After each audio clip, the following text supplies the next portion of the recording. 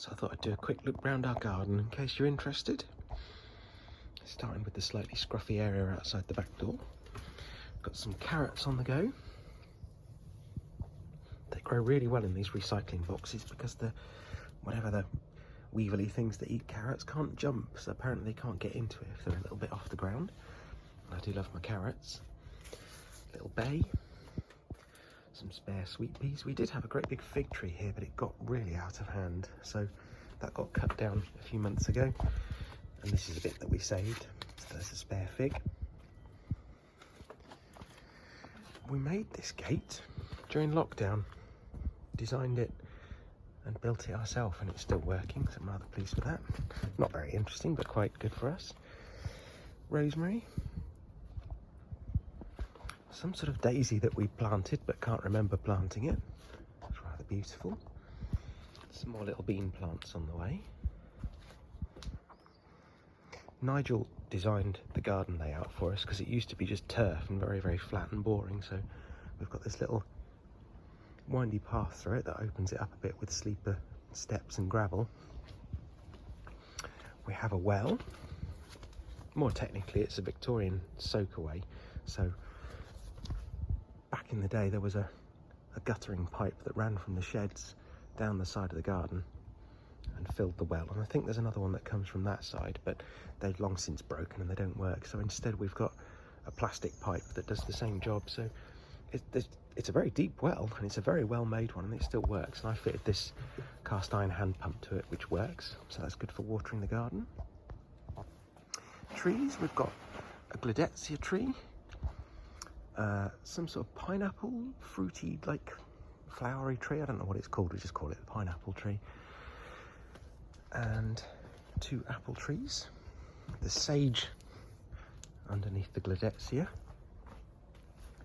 This is our herb bed. We've got all sorts of bits and pieces in there, like more rosemary, thyme, and some other bits and pieces. There's a wigwam for some sweet peas. These apple trees, we've got a Lord Lambourne and a Golden Sunrise. Don't ask me which are which, but that one's in a pot to keep it out of the well, and that one's just in the ground, but they're both espaliered, and we trim them every year to keep them in check. But look, got some little apples already. It's quite exciting. Lots of lavender. There's the pipe that feeds the well.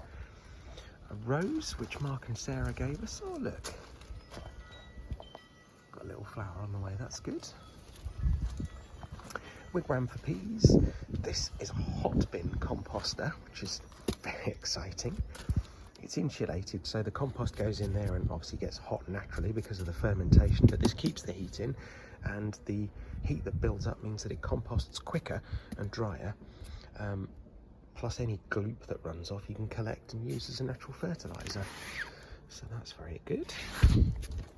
But I will just quickly show you inside the shed as well, because it's my special place. This is the brewery where I brew my beer and where I keep the lumber. And then in here I've got draft cold beer on tap, which is very, very dangerous, and lots of sauerkraut. And then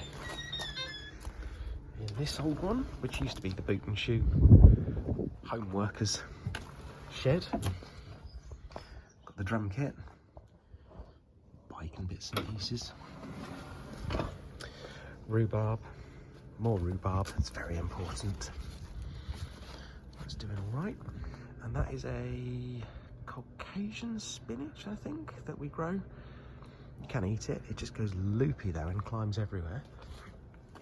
Little olive tree, and this is very exciting. I planted this last year and completely forgot about it. It's mushroom spawn, which apparently will grow underneath other plants, and it's true. So I've got wine cap mushrooms now coming up through this that I planted and forgot about, so that's brilliant. Flowers and herbs. This rather funky little stove that a brother and sister in Wellingborough gave us. It's good for sitting out next to in the summer. Seating area, bird bath, which the birds go absolutely loopy for. Just let me pan back and show you that path better.